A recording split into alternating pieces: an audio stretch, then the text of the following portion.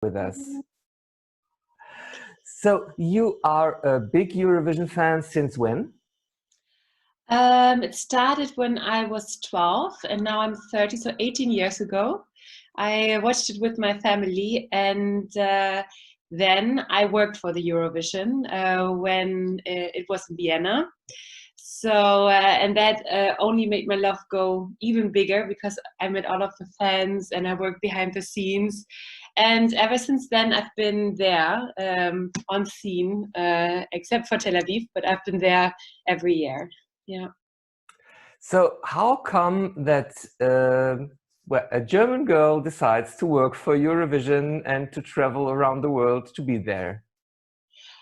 Well, it's a very big experience. I like that I don't know where I'm going to go next year. It's always my vacation is what Eurovision is going to be. It could be Kiev, it could be Azerbaijan. So the winner is going to be my vacation, which makes me very excited. And also, I feel like, I mean, you know that, Irving, when you are there, you meet almost the same people every time again. It's like you come there into a big family and you meet them again, you say hey, and they're from all over the world, and you talk to them about music, and it's a very peaceful thing. It's not like football or soccer where you have different competing teams and everyone hates each other, but it's very much peaceful. You talk about music and it's party, and it's just a great experience, I think. Yeah. So this big family meeting this year couldn't take place due to the COVID-19 crisis.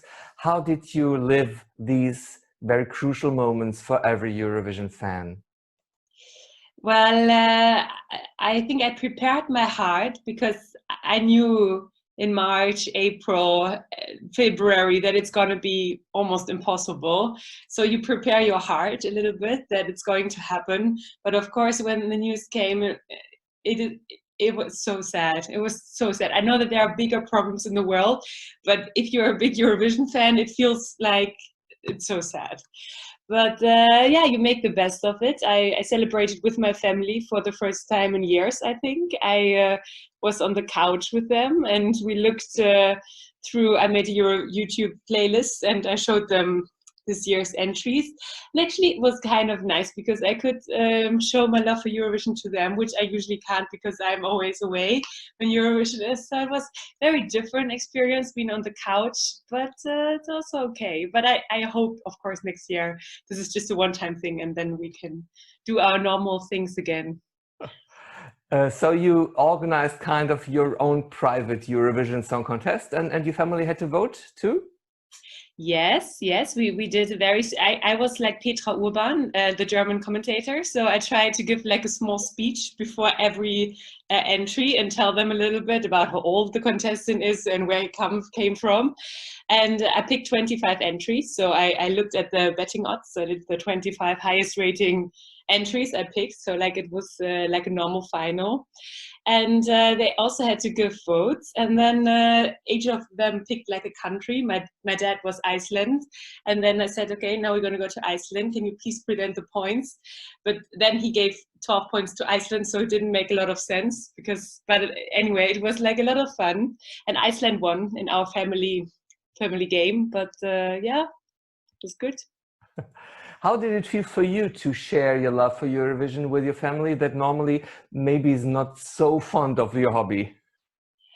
Well, I think my family is appreciative. I have friends that are less appreciative, but my family is like neutral to liking it, I think.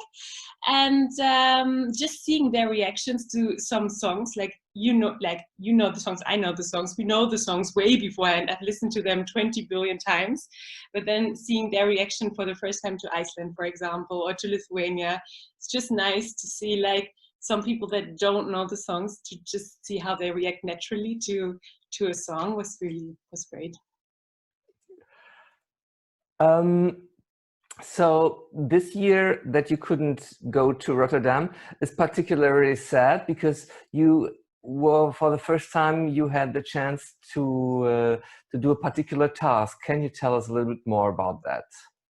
Yes. I even brought, so you believe me, I brought like my Eurovision badge that I already got. We got better ones, but I don't know if you can see it. I was supposed to be the delegation host for Germany this year, which is basically the highest volunteer task you can do in the volunteer world. There are lots of different volunteer tasks that you can do in the press center, or you can be at the events, but there's also a very small group of volunteers that every country has 2 of them, and they guide them around and help them, are at the rehearsals. And it's a very demanded job. Everyone wants to do it. So I didn't have the chance yet to get the job, but this year it is in Rotterdam, and I've lived there for 6 years. So I thought, okay, I have a good chance, I can try it. And I've been through 3 selection rounds, so it was a lot of months. Been through 3 selection rounds, and in the end I got the job, and I also got Germany, because we could tell which country we like, which was nice. So I was supposed to help Ben find the city around, to help him get food that he likes. I don't know. They told us every country has different demands, but I think he would be very chill. But I would have done everything for him. But and then if I have a good chance, I can do it next year again. So I hope that it doesn't go away, and next year I can help the German artists, whoever there will be, again.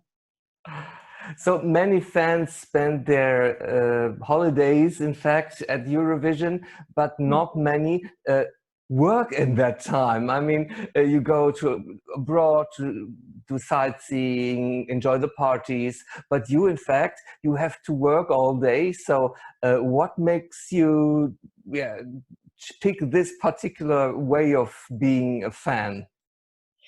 Well, I think it's a special sort of fan that you need to be. I remember I was in the taxi to Ahoy to go to the selection round in Rotterdam, and I tried to explain the taxi driver that I was going to this selection interview, and that I was not going to be paid, and I had to pay my own food and everything. And he was like, "Why are you doing this? This sounds like not like a great thing." And I said, "No, there's lots of people that want to do it." And he said, "I don't understand this Eurovision thing. Like, you work for free." And I really try to explain him that I think you get invaluable experiences that as a fan you usually will never ever get. I remember in Vienna I worked for the first time, and I had the chance, when I had off days, I could just be in the hall when there were the rehearsals, and I could see how they were practicing all of the lights and all of the television. I could just be there, and I was so happy. I cried because it was just so emotional, and we could go on stage and help a little bit with the production there. And now with helping Ben, I think it's a very, very intense time, and you can go into the rehearsals with him, and you can see the sound checks. And I think it's the closest as a fan you can come to being an artist, really. And that is, I think there's no money that you can do it with. Even though it's a lot of hours, that you work 12 hours every day, 10, 12 hours is normal. You don't sleep. It's really a lot, but I would do it every year again if I could. Yeah. So tell us a little bit more about this special world of the volunteers. It seems to me that there are, compared to the fans that are in the press center and working for the various blogs and websites, that there are more women there. Am I wrong? Yeah, I think so too. There are more women, and you in general have a lot of different areas that you can work in. You go to a selection interview and you can pick a few areas that you're interested in, but it's not guaranteed that you get the job that you like. So you have the jobs at the press area, where you can help with conferences and help with the press materials. You have the people that work in the hall themselves, and you have people that work at the outside and guide people around. So it's a very diverse thing. And especially here in Rotterdam, it was crazy because there were so many older people as well. Usually in the other cities I worked in, so I worked in Lisbon and in Vienna, there were very young people, 18 to 30, I would say.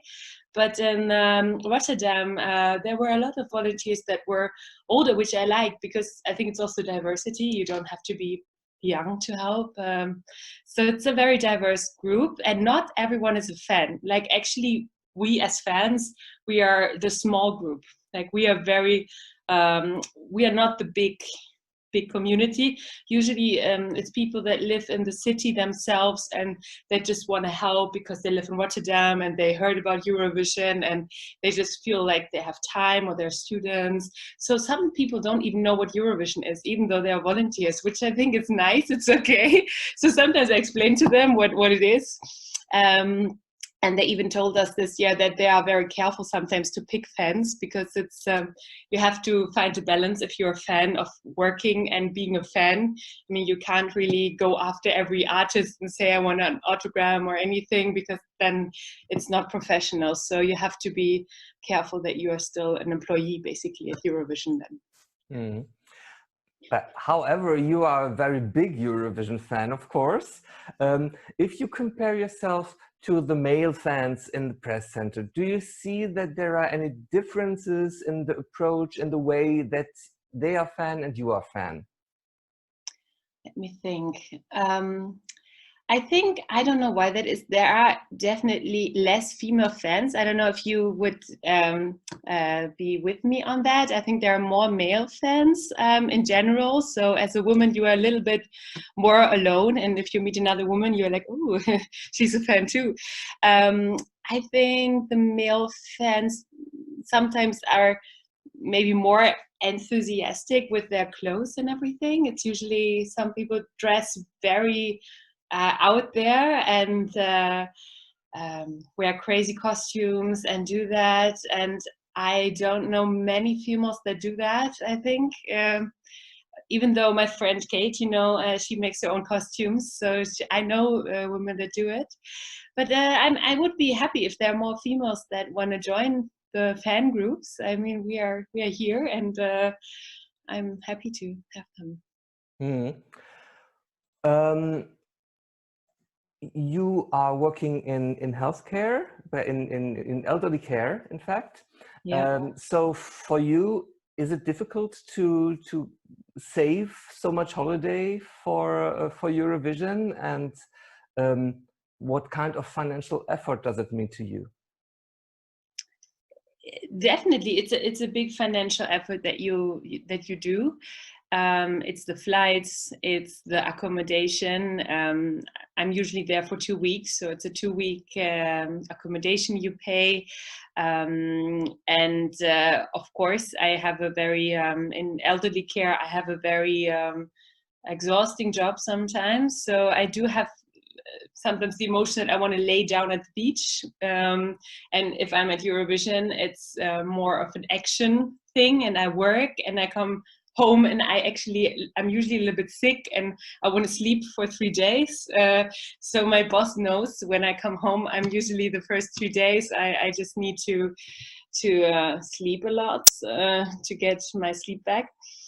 But it's all worth it. I mean, the tickets are expensive, but the good thing as a volunteer is that you usually don't need tickets, because you get either free tickets or you don't have time to really see the shows because you work. So that is the part that you can, if you are a volunteer. I don't think you need tickets. I wouldn't buy them if I'm a volunteer.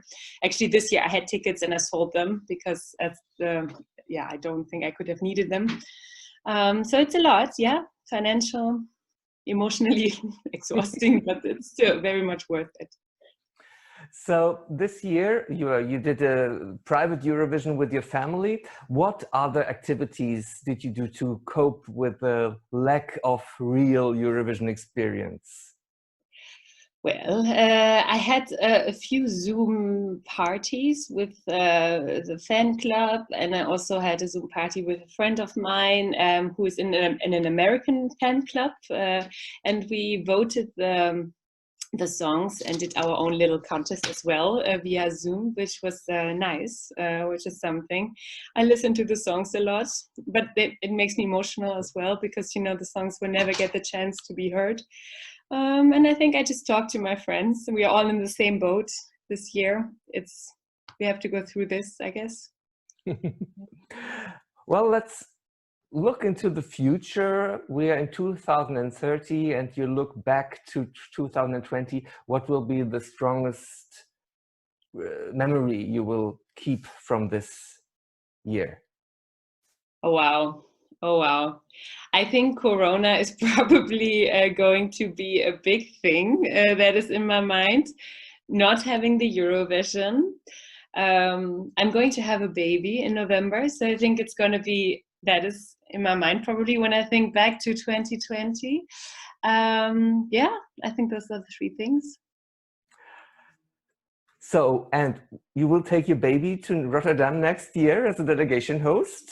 Yeah, it's the first thing when I found out. I told my boyfriend, I said, okay, whatever happens, we need to get this baby like grown up until like May next year, because I will have to work. So it will have to be independent by that time.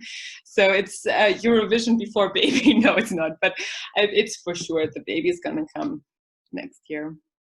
Yeah. Okay, I see that we are going to have a new Eurovision fan soon. Yes, yes, it's listening already in my belly to a lot of songs, so it will probably hear them through me singing them a lot. So, yeah. Okay, so thank you so much. We are looking forward to meet you both in Rotterdam next Thank year. you, thank you. And well, enjoy the rest of the conference. I hope you will find some more interesting interviews and the discussion about the various topics that we are addressing today and on the other days of the conference. Thank you so much, Henrike.